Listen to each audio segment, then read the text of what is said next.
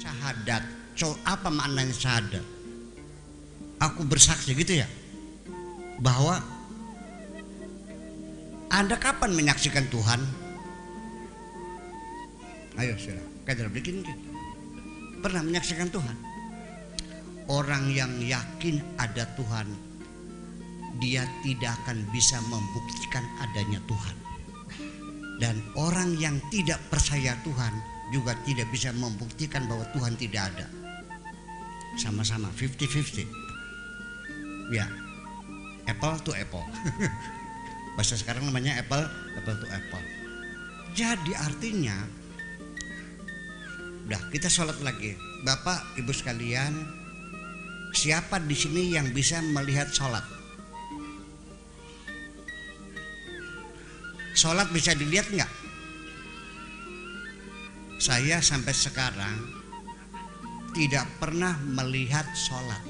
Yang saya lihat adalah orang yang sedang melakukan sholat. Ayo silakan. Sholat siapa? Buka kitabnya. Saya juga santri kok. Itu semua saya baca juga kan. Itu. Dan saya juga berterima kasih. As-salatu af'alun wa aqwalun muftatahatun bitakbir wa muhtatamatun bit taslim. Setuju? Betul begitu. Salat adalah perkataan dan perbuatan diawali dengan takbir dan ditutup dengan oke. Definisi semacam itu saya nanya. Ada seorang mubaligh, takbir. Takbir. Saudara-saudara sekalian, kapal udara di talian, kaditu kadinya, wong pitu wong sanga, muter-muter ngomong semacam gitu. Udah segitu saja. Akhirul kalam. Wassalamualaikum warahmatullahi wabarakatuh. Salat bukan tuh? Tadi takbir dulu, terus muter-muter ngomong macam-macam. Akhirnya assalamualaikum. Salat bukan? Ajak enter. Ruwet sih lama. Iya, ini begini, saya memaklumi kalau orang belum ketemu dengan saya berulang-ulang, belum 30 kali, masih durung paham nih pikirannya kita. Tapi wis paham mah nyaman kok ya enggak? Iya, sok buka aja YouTube-nya yang sering. Nah, pikiran saya sederhana dan bisa dijangkau oleh semua orang kok. Ya kan begitu? Jadi asyhadu itu bukan bersaksi.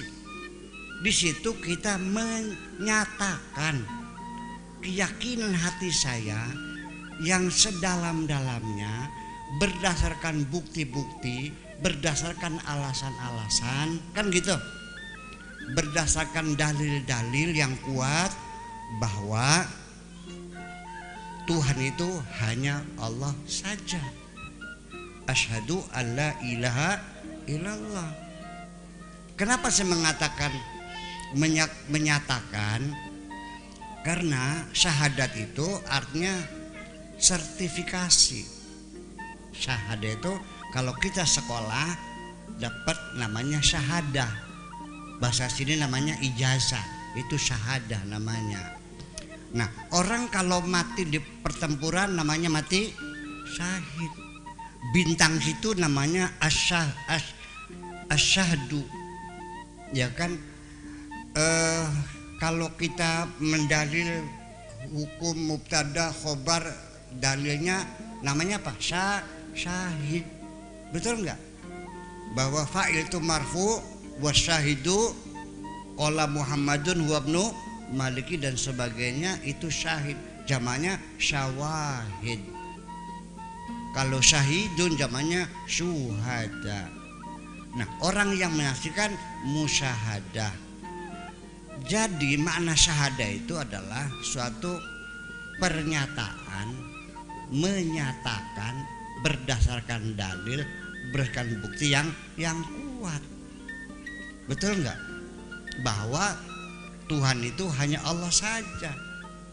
Yang lain mah bukan Tuhan, yang Tuhan saja.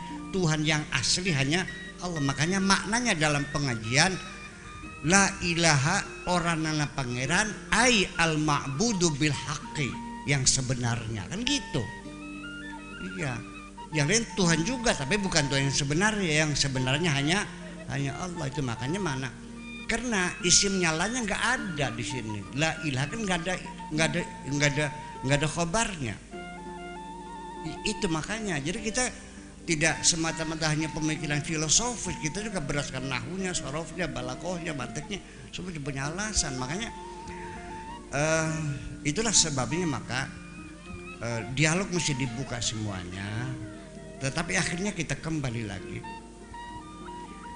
lagi bahwa pada akhirnya mah ketika ada perbedaan pendapat, pertengkaran, silahkan, dan nanti di penghujungnya tidak mesti harus sama.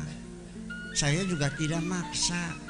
Kalau ada orang meyakini bahwa barang siapa yang mengatakan la ilaha illallah dakhalal jannah, sampai setiap tahlil Allahumma ja'al akhirau kalamina la ilaha illallah, karena diyakini kalau kita mengucapkan terakhir la ilaha illallah les manjing surga.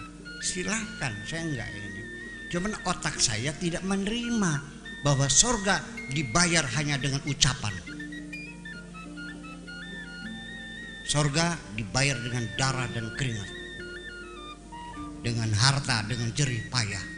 Gue masih mainnya baik, kental-kental 20 tahun nyelengan itu. Mending surga. Ya kan begitu. Jadi, nah, kenapa jadi begitu? Di situ ada distorsi namanya. Yang dimaksudkan Rasul Kanjeng Nabi menjamin masuk surga, siapapun yang menerima kalimat tauhid dijamin masuk surga, itu bukan yang mengatakan. Karena orang Arab sendiri datang pada Nabi, qalu amanna. Lalu kata Allah mengatakan bal qulu aslamna. Katakanlah aslamna, jangan bilang amanna, bahwa kamu baru muslim, baru maca syahadat, baru sholat, baru puasa, baru muslim. Jangan bilang mukmin. Alasannya apa? Walamma yadkhulul imanu fi qulubihim, karena mereka belum beriman, imannya belum masuk ke dalam hati, baru muslim. Jadi yang masuk surga yang mukmin dong, bukan yang muslim. Ay, betul nggak? Kita berdalil. Nah makanya saya menjadi aneh. Itulah makanya orang Islam akhirnya lalawora, ngegampang, meremehkan, dikiranya masuk surga semudah itu hanya dengan mengucapkan, kayak film Barbie, kata-kata jreng gitu. Ya tolong dong, jangan menghayal terlalu tinggi dong, ya kan? Ya bagaimana Anda masuk surga, tetangga kelaparan dibiarkan kok, betul? Anak yatim terlantar tidak datang ke sekolah, dari mana surganya?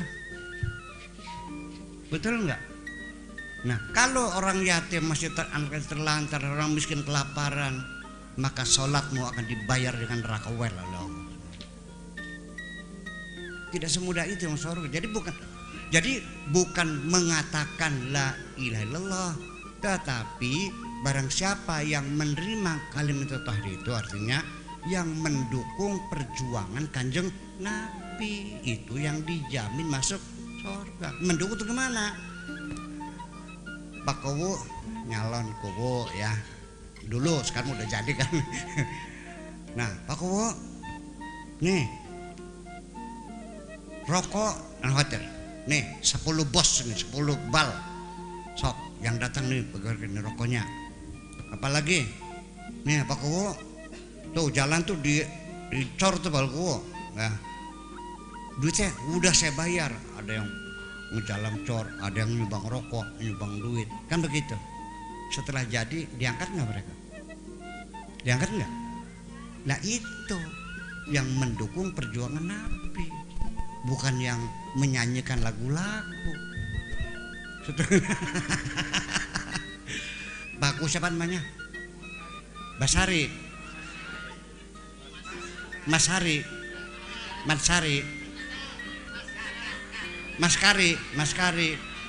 Jadi yang diangkat jadi lebeh, jadi kliwon, itu bukan yang bernyanyi mas kari, bukan begitu.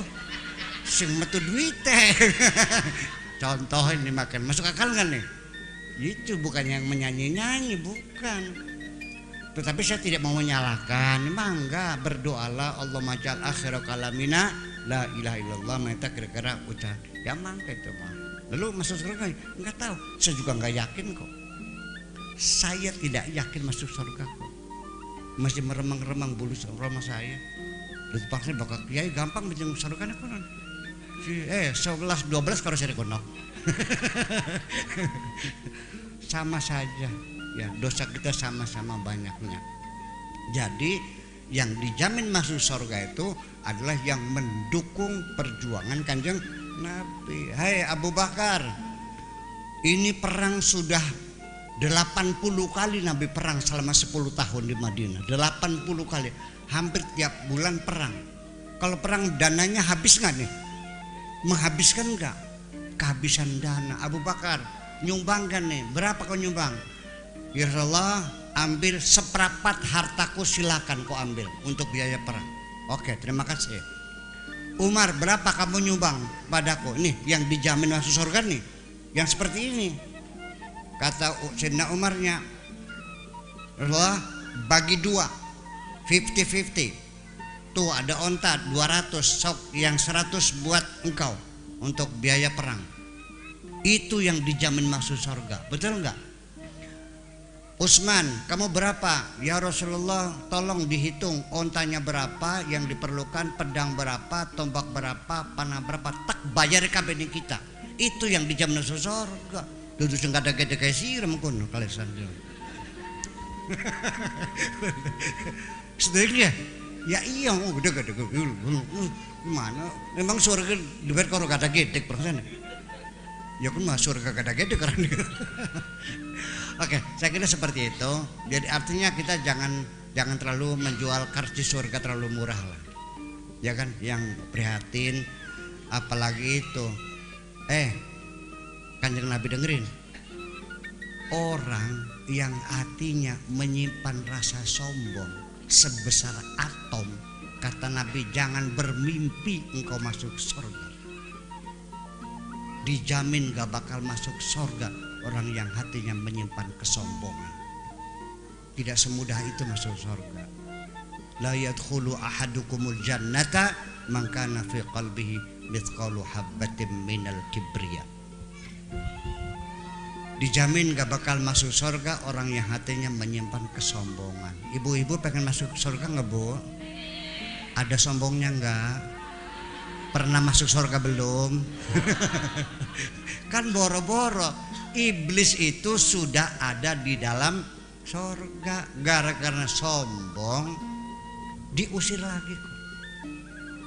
Sombongnya segede apa? Segede upil. Hanya karena dia merasa lebih baik dari Adam. Ana khairum minhu, diusir lagi. Barang ning kene kadir cungur nembe nongol semono bae madene bocah pesek. Sobut ke tuku kacamata keding aku melorot beli kacamata. Baru punya hidung mancung segitu saja sudah sombong. Bayangkan, jadi kita mawas diri sajalah. Saya tidak menakut-nakuti ya, tetapi kita ngajak mawas diri sing hati-hati. Ayo aja gerasa gurusu, tidak semudah itu. Tidak semudah itu. Cobalah kita evaluasi, sok itu ngajak kira-kira congor makanan dipantas beli manjing suarga. Ya kan, saya juga merasakan saya yang tahu dosa saya. Mungkin sampai nggak dari luar, ya, tapi Allah tahu semua kok. Keterga kita korosira gue 11-12 kan, iya kan?